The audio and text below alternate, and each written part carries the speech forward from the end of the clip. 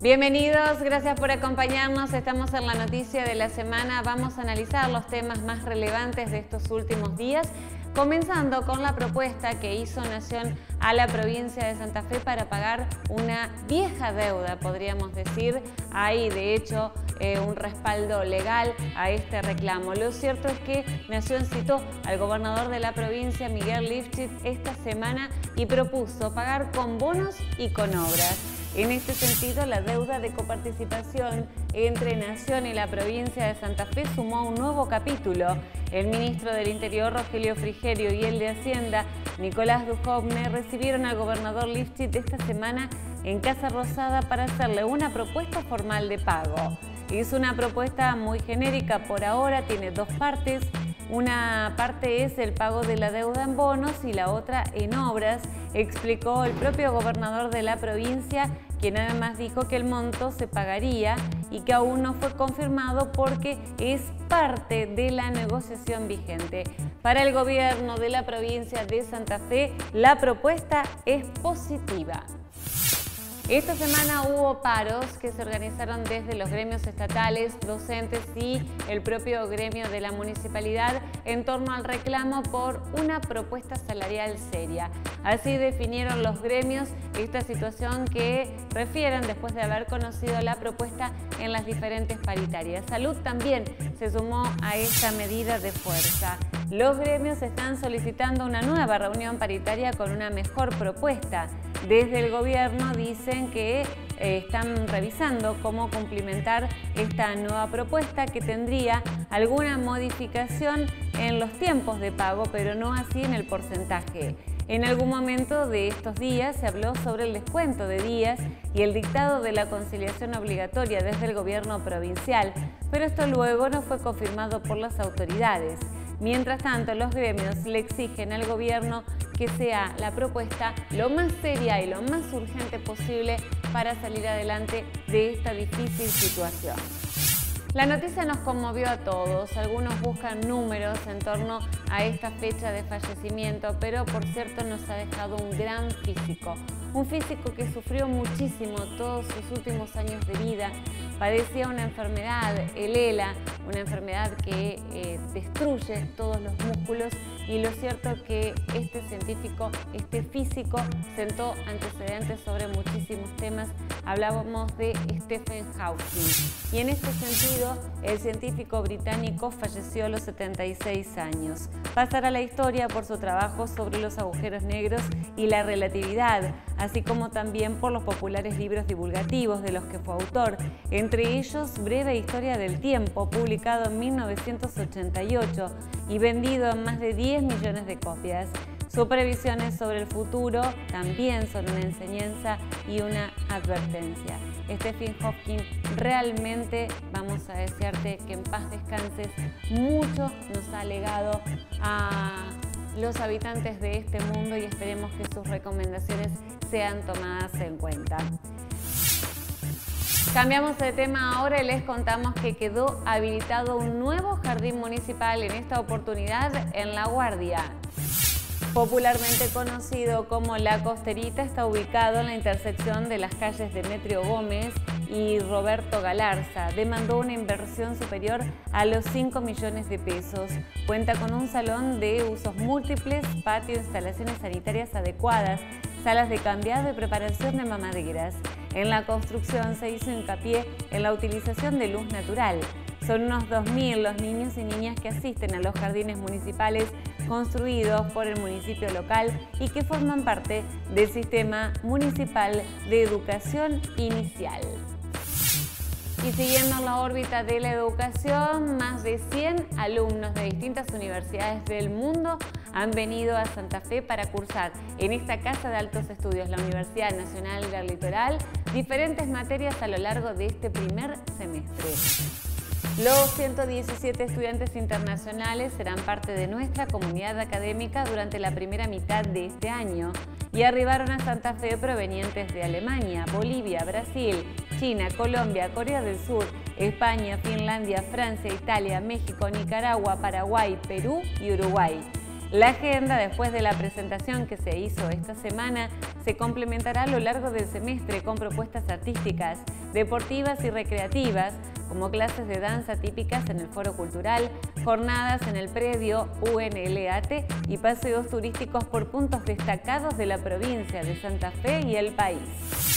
A nivel país, la noticia destacada fue la ruptura del glaciar Perito Moreno. El sábado pasado había comenzado con algunas filtraciones. Rápidamente el puente cayó. Lo hizo en horas de la medianoche por la ausencia de testigos.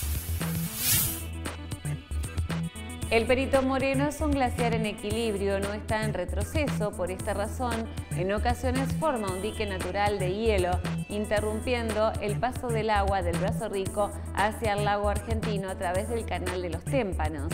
En esta ocasión el puente cayó durante la madrugada sin testigos y el lago argentino aumentó su caudal considerablemente, lo que inundó en gran parte a la localidad del Calafate. Hablamos ahora de lo que es una preocupación generalizada, que es el uso de glifosato u otros herbicidas en áreas pobladas.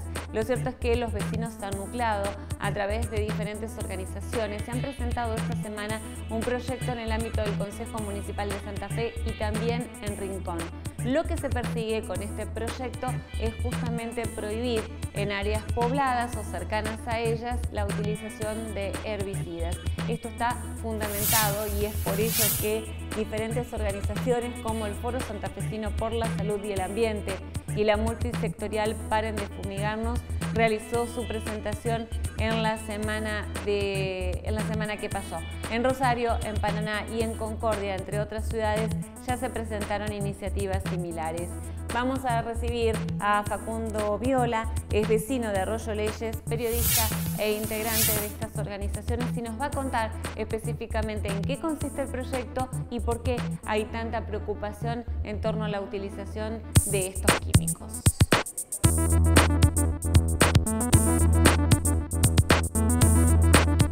Y esta semana fue noticia la presentación ante el Consejo Municipal de Santa Fe, y lo propio ocurrió en Rincón sobre proyectos que tienen como objetivo prohibir el glifosato en las zonas donde está poblada la fumigación con esta sustancia, por todas las consecuencias que esto trae, por lo que muchas veces hemos conversado también en este espacio.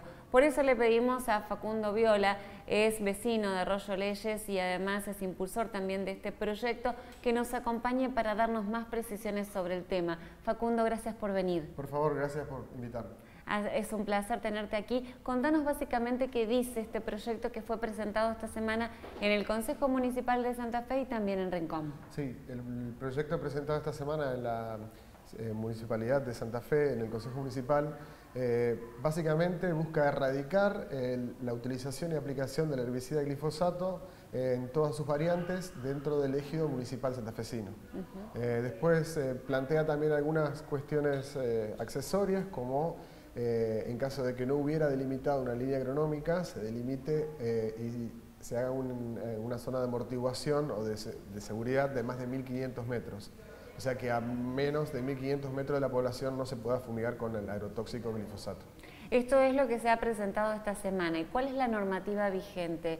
Digo porque hay vecinos que están sumamente preocupados por lo que puede generar el glifosato en la población, y hablamos en todas las edades. Sí, sí. La normativa vigente es la Ley 11273, que es anterior a la introducción de los transgénicos en la provincia de Santa Fe y en la Argentina. Es una ley provincial que tiene más de 20 años, está desfasada, imposible de aplicar.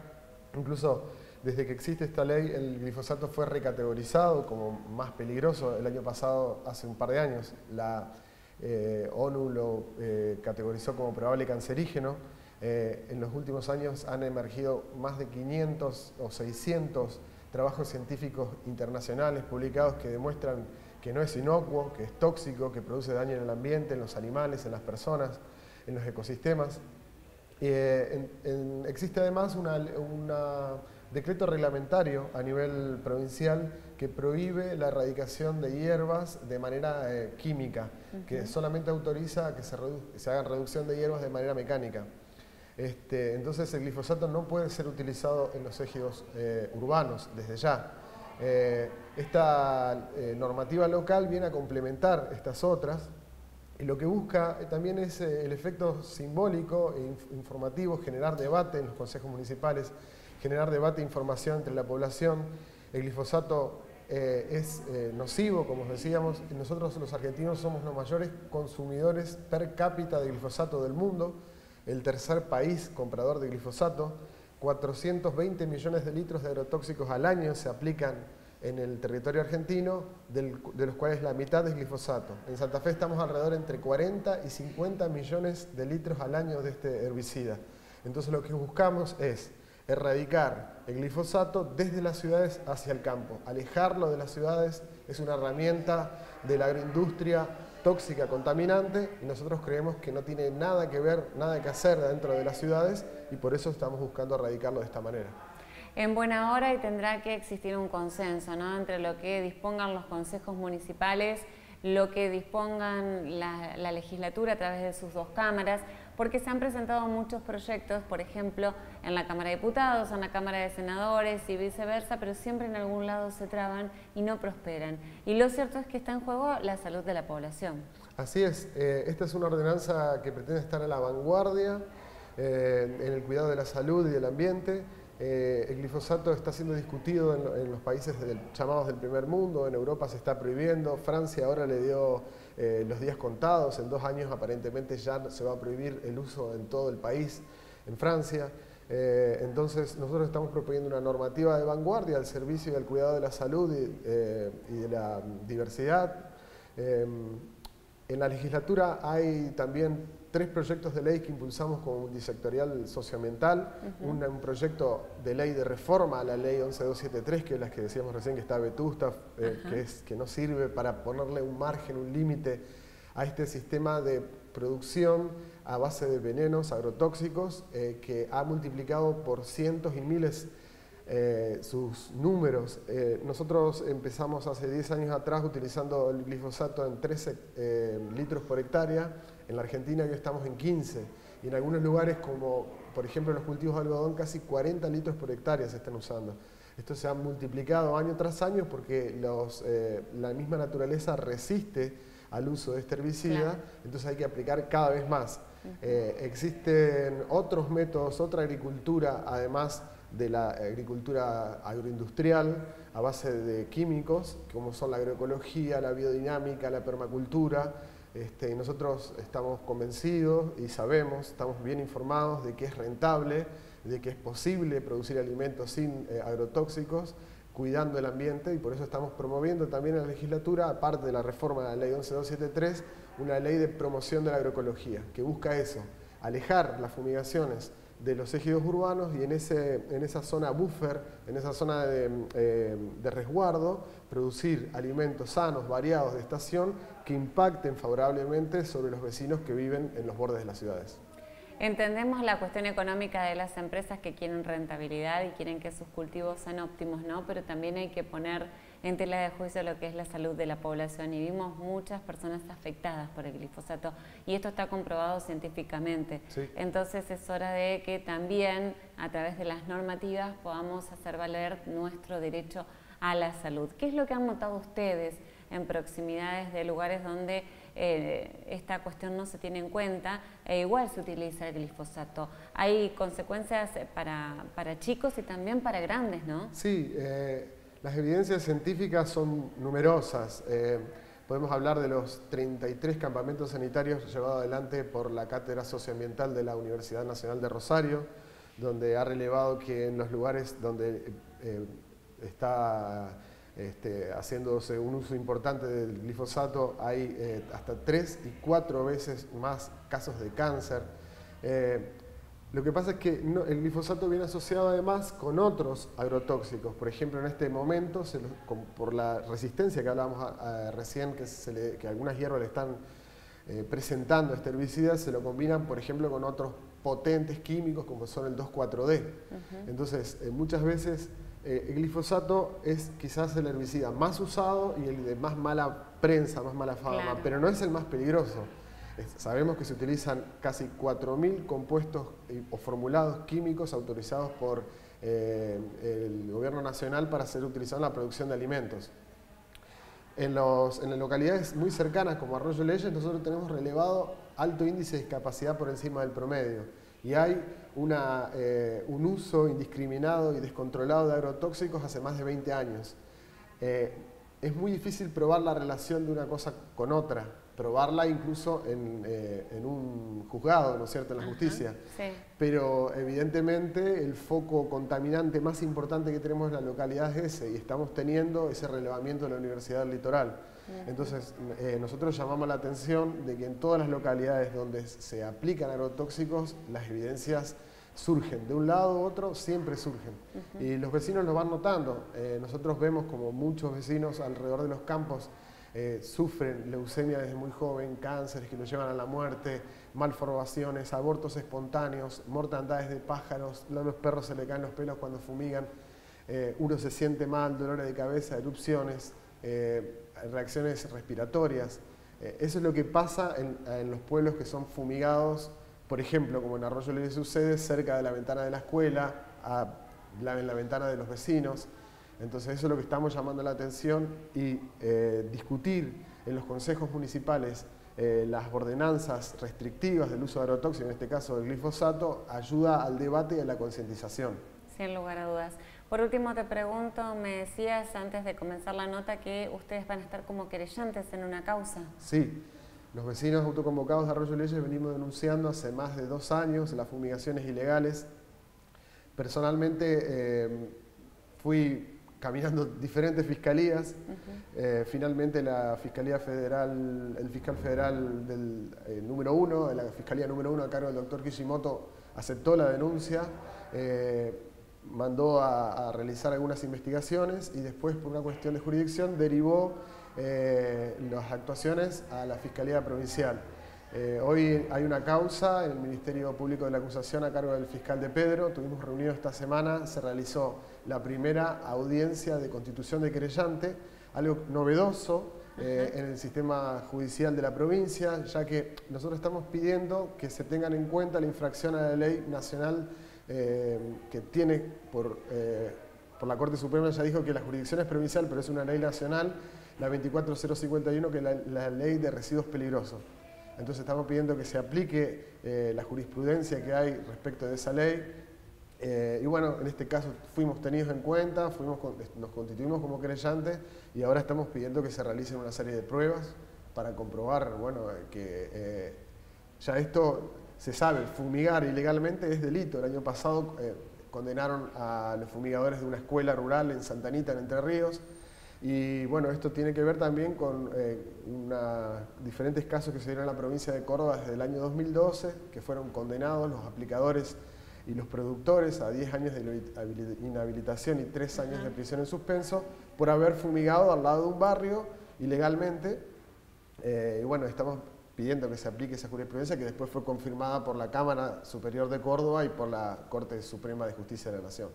Hay que seguir reclamando, hay que hacer valer nuestros derechos como ciudadanos y bueno, ojalá que todo esto prospere. Por lo que vemos, ustedes hasta se han vuelto expertos en normativas, legislaciones y demás, pero obligados, ¿no? Obligados por la necesidad de ser escuchados. Así que gracias, Facundo, por acompañarnos y por estar aquí. Por favor, gracias a ustedes por el interés. Ha sido un placer.